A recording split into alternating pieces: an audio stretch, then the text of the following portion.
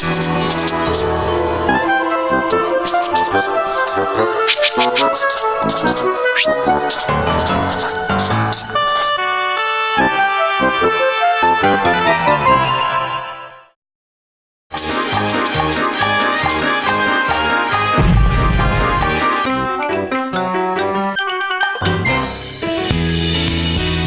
name is Himmelberger, and I am Superintendent of Schools for the Blackstone-Millville Regional School District.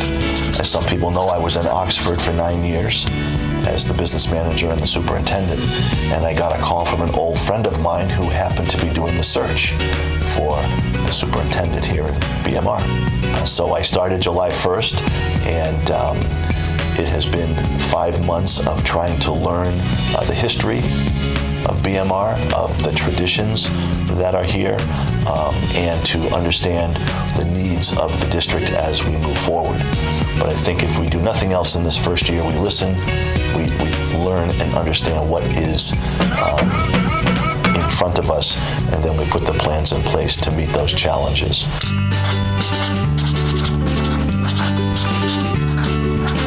Certainly to understand a regional school budget, because in a regional school district, we are in charge of insurance, workers' compensation, unemployment, retirees' benefits, and in a municipality, that is all handled by the town, with the school side really purely for operations. But in a regional school district, it's imperative that we budget properly for all of those fixed costs, and at the same time, understand what our students need. We submitted and the school committee approved our district improvement plan. And there are 5 key goals that we have addressed on that improvement plan. The first one is to continue to refine our curriculum so that we can increase student achievement. We know that we have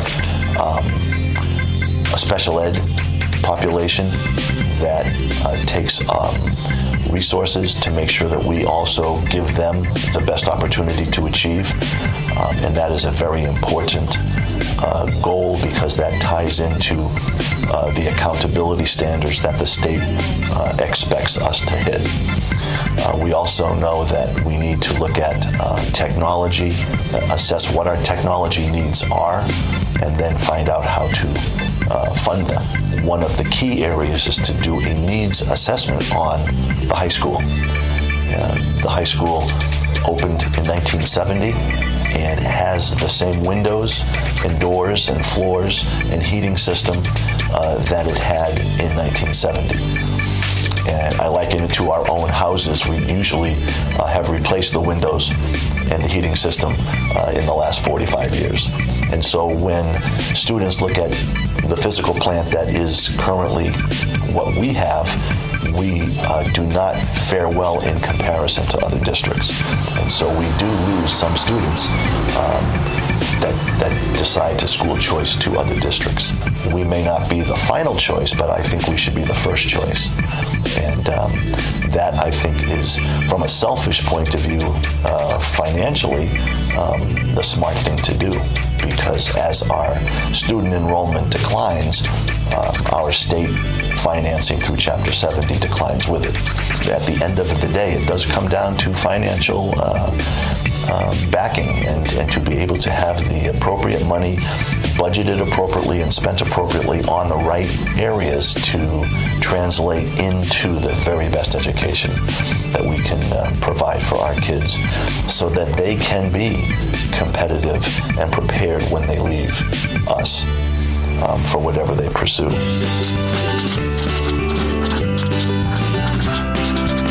Quite simply, the federal government has the law that governs public education, which is the Elementary and Secondary Education Act of 1965, ESEA.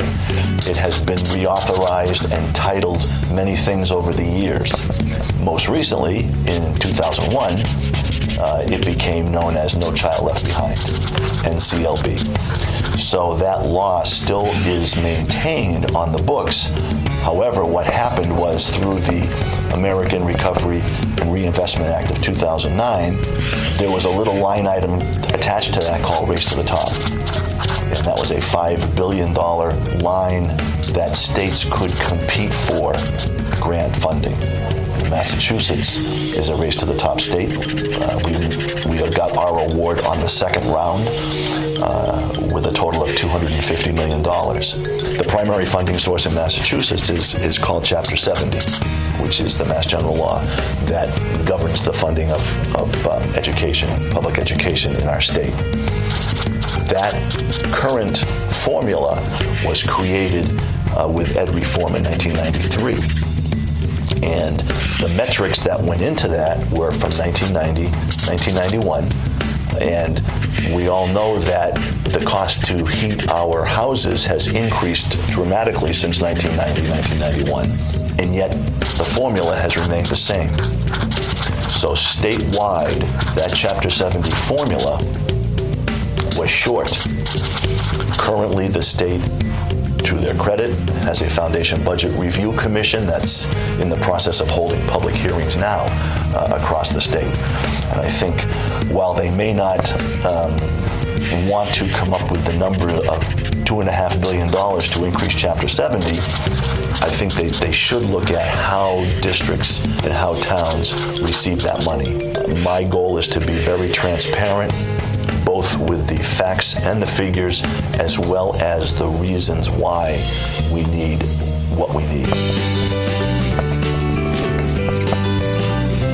The mission that I have given to our administrative team is for them to look at their needs, be realistic, be prepared to advocate for what they are asking for, and then present that as the total. From that number, depending upon what it is, we will then look at it realistically compared to where we were this year, with what we expect the funding to be for next year, and then be able to articulate and advocate for that particular budget. You know, there's many different lines in the school budget. It's a constant rebalancing and repositioning. I'm a big believer that you plan for what you need, and then you spend what you have. Now, we also have other funds that come into the district. We receive rental income because the collaborative rent space from us. We have students who tuition in to our district because we have a program that they want, and we also receive state and federal grants. So that allows us to use additional funds to deliver the education that we need to do. And I think that is going to be one of my goals this year, to make sure that folks understand how we build the budget, what's in it, and how we are going to spend the money. The high school, and they rate the schools level 1 through 5. And level 1 schools are the highest achieving schools who are making and meeting all of the goals to close the achievement gap, to make sure that that students are learning by however we measure it. And so our high school is a level 1 building, and the students and the staff should be congratulated for that achievement. It's the second year in a row that we are a level 1 school. That speaks well for the effort and the quality of the instruction and the talent of the learning. There's a lot of great teaching going on. There's a lot of terrific learning going on. I think the challenge is to make sure that we maintain and give our teachers the resources they need to continue to be successful, and to give our students the opportunities that they deserve to be able to explore areas of interest.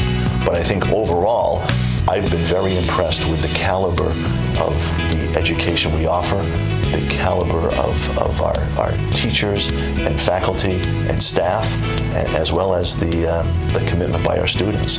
And I certainly have been energized and excited by what I have seen so far, and I look forward to taking us forward.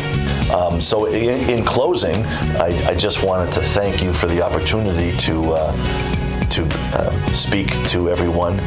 I think that the consistency of leadership is important, but I also think that the stewardship of making sure that you know what's important in the district and what the history and the traditions tell us is important is something that I really look forward to in my first year.